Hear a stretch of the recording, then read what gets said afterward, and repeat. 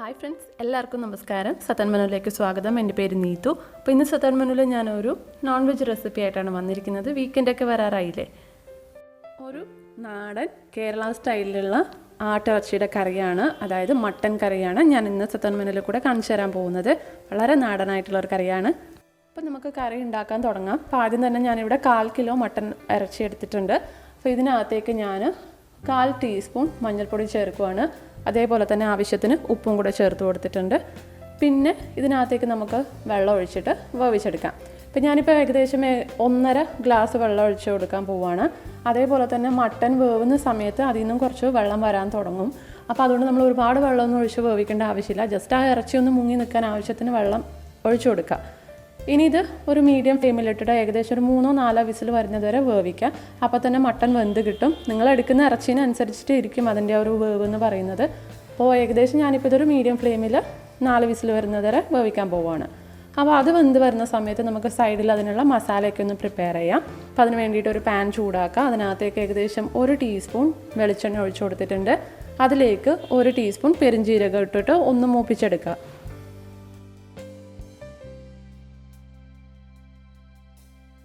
അപ്പോൾ നമ്മുടെ പെരുംജീരകം ഒന്ന് മൂത്ത് വരുന്ന സമയത്ത് ഞാൻ ഇതിനകത്തേക്ക് ഏകദേശം 1 പിടി കറിവേപ്പില ഇട്ട് കൊടുക്കുവാണ്.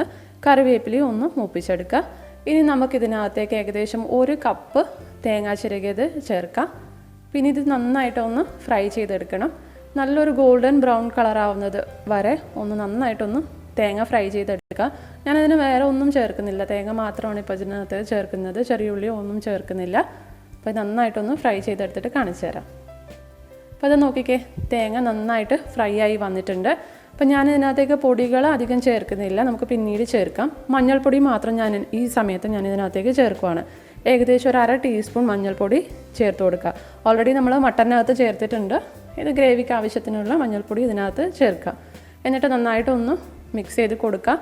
അതിൻ്റെ ആ ഒരു പച്ചമണം മാറണം. അപ്പോൾ ആ ചൂടിൽ തന്നെ അത് പച്ചമണം മാറിക്കോളും. ഞാൻ ഫ്ലെയിം ഓഫ് ചെയ്തിട്ടുണ്ട്. അപ്പോൾ അതിൻ്റെ ഒരു പച്ചമണം മാറിയതിന് ശേഷം നമുക്ക് ഈ തേങ്ങയൊക്കെ വേറെ പാത്രത്തിലേക്ക് തണുക്കാൻ വേണ്ടിയിട്ട് മാറ്റി വയ്ക്കാം. അതിന് ശേഷം നമുക്കത് നല്ല കട്ടിയിലൊന്ന് അരച്ചെടുക്കാം.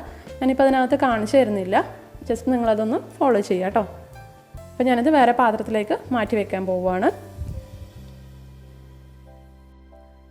അപ്പോൾ മസാല നമ്മൾ പ്രിപ്പയർ ചെയ്യാൻ വേണ്ടിയിട്ട് സൈഡിലോട്ട് മാറ്റി വയ്ക്കാം. അപ്പോൾ ഈ സമയത്ത് നമുക്ക് ബാക്കിയുള്ള സംഭവങ്ങളൊക്കെ റെഡിയാക്കാം. അപ്പോൾ അതിന് വേണ്ടിയിട്ട് ഞാനിപ്പോൾ ഒരു മൺചട്ടിയാണ് എടുത്തിട്ടുള്ളത്. നിങ്ങൾ കടായി എടുക്കുകയാണെങ്കിൽ അതിൽ ചെയ്യുക. ഏകദേശം 2 ടേബിൾ സ്പൂൺ നെയ്യ് ഒഴിച്ചു കൊടുക്കുക. അപ്പോൾ നെയ്യ് അല്ലെങ്കിൽ സാധാരണ എണ്ണയിലും ചെയ്യാം, പക്ഷേ നെയ്യാകുമ്പോൾ കുറച്ചും കൂടെ ടേസ്റ്റി ആയിരിക്കും. അപ്പോൾ നെയ്യ് നന്നായിട്ടൊന്ന് ചൂടായി വരുന്ന സമയത്ത് ഏകദേശം ഒരു 4 ഗ്രാമ്പൂ, അതേപോലെ തന്നെ പട്ട ഒരു ചെറിയ കഷ്ണം ഇട്ട് കൊടുക്കുക. അതേപോലെ തന്നെ 1 പിടി കറിവേപ്പിലയും കൂടെ ചേർക്കുക. 3-4 ഗ്രാമ്പൂ എടുക്കുക കേട്ടോ. അപ്പോൾ അതിൽ കൂടരുത് കേട്ടോ, ടേസ്റ്റൊക്കെ മാറിപ്പോവും. അപ്പോൾ കറിവേപ്പിലയൊക്കെ ഒന്ന് മൂത്ത് വരുന്ന സമയത്ത് നമുക്കിതിനകത്തേക്ക് അരിഞ്ഞു വെച്ചിരിക്കുന്ന സവോള ചേർക്കാം. അപ്പോൾ ഞാനിവിടെ 2 വലിയ സവോള ഞാൻ എടുത്തിട്ടുണ്ട്. അത് ഇതുപോലെ ചെറുതായിട്ടൊന്ന് കൊത്തി അരിഞ്ഞിട്ട് ചേർക്കാം കേട്ടോ. പിന്നെ ഇത് നന്നായിട്ടൊന്ന് വഴറ്റിയെടുക്കണം. ഒരു നല്ലൊരു ഗോൾഡൻ ബ്രൗൺ കളർ ആവുന്നത് വരെ ഈ സവോള ഒന്ന് നെയ്യിലിട്ടിട്ട് വഴറ്റിയെടുക്കാം. അപ്പോൾ ഇതിൻ്റെ കൂടെ ഞാൻ പച്ചമുളകും കൂടെ ചേർക്കുവാണ്. അപ്പോൾ ഇത് എരിവിനനുസരിച്ചിട്ട് എടുക്കാം കേട്ടോ. ഇത് അത്യാവശ്യം നല്ല എരിവുള്ള 2 പച്ചമുളക് ഞാൻ ചേർത്തിട്ട് അതും ഇതിൻ്റെ കൂടെ വഴറ്റുവാണ്. അപ്പോൾ ഇത് നോക്കിക്കേ, നമ്മുടെ സവോളയൊക്കെ നന്നായിട്ട് വഴണ്ട് വന്നിട്ടുണ്ട്. ഈ ഒരു സമയത്ത് നമുക്കിതിനകത്തേക്ക് ഇഞ്ചി വെളുത്തുള്ളി പേസ്റ്റ് ചേർക്കാം. ഞാനിവിടെ ഇത് രണ്ടും ചതച്ചിട്ടാണ് ചേർക്കുന്നത്. അപ്പോൾ ഏകദേശം ഞാനൊരു 7 അല്ലി വെളുത്തുള്ളി എടുത്തിട്ടുണ്ട്. അതേപോലെ തന്നെ ഏകദേശം 1 ഇഞ്ച് നീളത്തിലുള്ള ഇഞ്ചിയും കൂടെ ചേർത്തിട്ടുണ്ട്. അത് രണ്ടും ചതച്ചിട്ടാണ് ചേർത്തിട്ടുള്ളത്. അതിൻ്റെ ആ ഒരു പച്ചമണം മാറുന്നത് വരെ ഒന്ന് വഴറ്റിയെടുക്കാം കേട്ടോ. അപ്പോൾ അതിന് ശേഷം നമ്മൾ ഇതിനകത്തേക്ക് പൊടികളാണ് ചേർക്കേണ്ടത്. അപ്പോൾ ഞാനിവിടെ ഏകദേശം ഒരു 1.5 ടേബിൾ സ്പൂൺ മല്ലിപ്പൊടി ചേർത്തിട്ടുണ്ട്. അതേപോലെ തന്നെ ഏകദേശം 1/2 ടേബിൾ സ്പൂൺ കശ്മീരി മുളക് പൊടിയും 1 ടീസ്പൂൺ നല്ല എരിവുള്ള മുളക് പൊടിയും ഞാൻ ചേർത്തിട്ടുണ്ട്. ഇതിൻ്റെ അളവ് നിങ്ങളുടെ എരിവിനനുസരിച്ചിട്ടൊന്ന് അഡ്ജസ്റ്റ് ചെയ്ത് കൊടുക്കാം കേട്ടോ.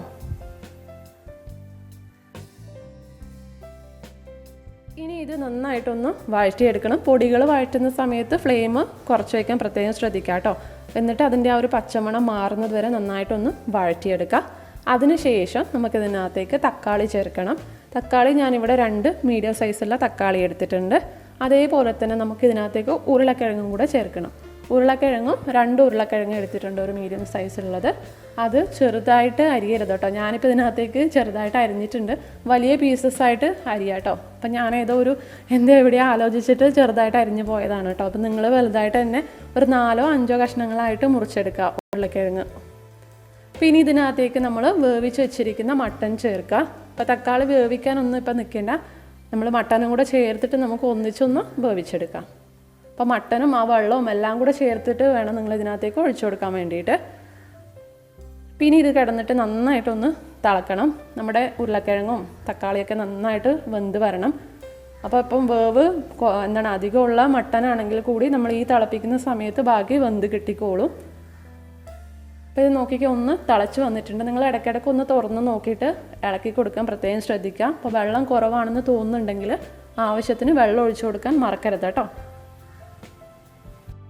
അപ്പം ഞാൻ നോക്കിയപ്പോൾ തക്കാളി വെന്ത് കിട്ടിയിട്ടുണ്ട്, പക്ഷേ നമ്മുടെ ഉരുളക്കിഴങ്ങ് ഇനി കുറച്ച് നേരം കൂടെ വേവാനുണ്ട്. അപ്പം നമ്മളിതൊന്ന് അടച്ച് വെച്ചിട്ട് ഒരു മീഡിയം ഫ്ലെയിമിൽ ഇത് ഒന്ന് വേവിച്ചെടുക്കാം കേട്ടോ. അപ്പോൾ ഉരുളക്കിഴങ്ങ് വേവുന്നത് വരെ നമ്മളൊന്ന് വേവിച്ചെടുക്കാം. അപ്പോൾ ഇത് നോക്കിക്കേ, നമ്മുടെ മട്ടനും ഉരുളക്കിഴങ്ങൊക്കെ നന്നായിട്ട് വെന്ത് വന്നിട്ടുണ്ട്. അപ്പോൾ അതാ ഉരുളക്കിഴങ്ങൊക്കെ നന്നായിട്ട് ഉടച്ചെടുക്കാൻ പാകത്തിന് വേവായിട്ടുണ്ട്. അപ്പോൾ ചെറുതായിട്ട് ഉരുളക്കിഴങ്ങ് മുറിച്ച് കഴിഞ്ഞാൽ ഇതെല്ലാം കൂടി ഇതിനകത്ത് ഇങ്ങനെ എല്ലാം കൂടെ അലിഞ്ഞു പോകുമെന്ന് വേണം പറയാം. അപ്പോൾ ഗ്രേവി നല്ല തിക്കായിട്ട് കിട്ടും, പക്ഷെ എന്നാലും നമ്മുടെ ആ ഉരുളക്കിഴങ്ങ് പീസസ് ആയിട്ട് കിടക്കുമ്പോഴാണ് അതിൻ്റെ ഒരു ടേസ്റ്റ് കിട്ടുക. അപ്പോൾ ഇതിനകത്തേക്ക് ഈ സമയത്ത് നമ്മൾ അരച്ച് വെച്ചിരിക്കുന്ന അരപ്പുണ്ടല്ലോ അത് ചേർത്ത് കൊടുക്കുകയാണ്. അതായത് നമ്മൾ തേങ്ങ വറുത്തരച്ചില്ലേ അത്, അതിൻ്റെ കൂടെ ജാറിൽ കുറച്ച് വെള്ളം ഒഴിച്ചിട്ട് ഇതിനകത്തേക്ക് ഒഴിക്കുക കേട്ടോ. എന്നിട്ട് നന്നായിട്ടൊന്ന് മിക്സ് ചെയ്ത് കൊടുക്കുക. ഇനി ഇത് നമ്മൾ നന്നായിട്ടൊന്ന് തിക്കായിട്ട് വരണം. അപ്പോൾ ഈ ഒരു സമയത്ത് നിങ്ങൾക്ക് ഗ്രേവിയുടെ ആ ഒരു കൺസിസ്റ്റൻസി അഡ്ജസ്റ്റ് ചെയ്ത് കൊടുക്കാം. ആവശ്യത്തിന് വെള്ളം ഒഴിച്ചിട്ട് കൺസിസ്റ്റൻസി അഡ്ജസ്റ്റ് ചെയ്ത് കൊടുക്കാം. അപ്പോൾ ഇത് ഒരു തള വന്നിട്ടുണ്ട്. അപ്പോൾ എന്നാലും കുറച്ചും കൂടെ നമ്മുടെ മസാലയൊക്കെ ഒന്ന് കുറുകി കിട്ടണം, ആ ഒരു ഗ്രേവി ഒന്ന് കുറുകണം. അപ്പോൾ അതുവരെ ഒന്ന് തിളപ്പിക്കാം കേട്ടോ. അപ്പോൾ ഇത് നോക്കിക്കേ, കുറച്ച് നേരം കൂടെ ഞാൻ ഏകദേശം ഒരു 5-10 മിനിറ്റ് ഞാൻ തിളപ്പിച്ചിട്ടുണ്ട്. അപ്പോൾ നമ്മുടെ ഗ്രേവിയൊക്കെ നന്നായിട്ടൊന്ന് കുറുകി ആ മസാലയൊക്കെ ഒന്ന് നന്നായിട്ട് പിടിച്ചിട്ടുണ്ട് നമ്മുടെ മട്ടനകത്തും ഉരുളക്കിഴങ്ങിനകത്തൊക്കെ. അപ്പോൾ ഈ ഒരു പാകം വരെ നമ്മളൊന്ന് തിളപ്പിക്കണം കേട്ടോ. നന്നായിട്ടൊന്ന് തിളപ്പിച്ച് ഗ്രേവി ഒന്ന് കുറുക്കിയെടുക്കണം.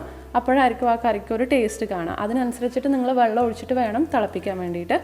അപ്പോൾ ഇത് ഈ ഒരു തിളച്ച് ഒന്ന് എണ്ണയൊക്കെ തെളിഞ്ഞ് വരുന്ന സമയത്ത് ഞാൻ ഇതിനകത്തേക്ക് കുറച്ച് കറിവേപ്പില ചേർക്കുവാണ്. അപ്പോൾ നിങ്ങളുടെ കയ്യിൽ മല്ലിയില ഉണ്ടെങ്കിൽ മല്ലിയില ചേർത്ത് കൊടുക്കുക കേട്ടോ, അതും ടേസ്റ്റി ആയിരിക്കും.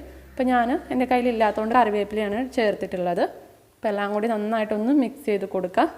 അപ്പോൾ നമ്മുടെ ടേസ്റ്റി ആയിട്ടുള്ള തനി നാടൻ ആട്ടിറച്ചിയുടെ കറി, അതായത് മട്ടൻ കറി റെഡി ആയിട്ടുണ്ട്. അപ്പോൾ എല്ലാവരും ഒന്ന് ട്രൈ ചെയ്ത് നോക്കുക കേട്ടോ. എന്നിട്ട് അഭിപ്രായങ്ങളൊക്കെ പറയാൻ മറക്കരുത്. അപ്പോൾ എപ്പോഴും പറയുന്നത് പോലെ വീഡിയോ ഇഷ്ടപ്പെട്ടിട്ടുണ്ടെങ്കിൽ മറക്കാതെ ലൈക്ക് ബട്ടൺ ക്ലിക്ക് ചെയ്യുക. അതേപോലെ തന്നെ കൂട്ടുകാർക്കൊക്കെ ഒന്ന് ഷെയർ ചെയ്യുക കേട്ടോ. അപ്പോൾ നമുക്ക് അടുത്ത വീഡിയോയിൽ വീണ്ടും കാണാം. താങ്ക്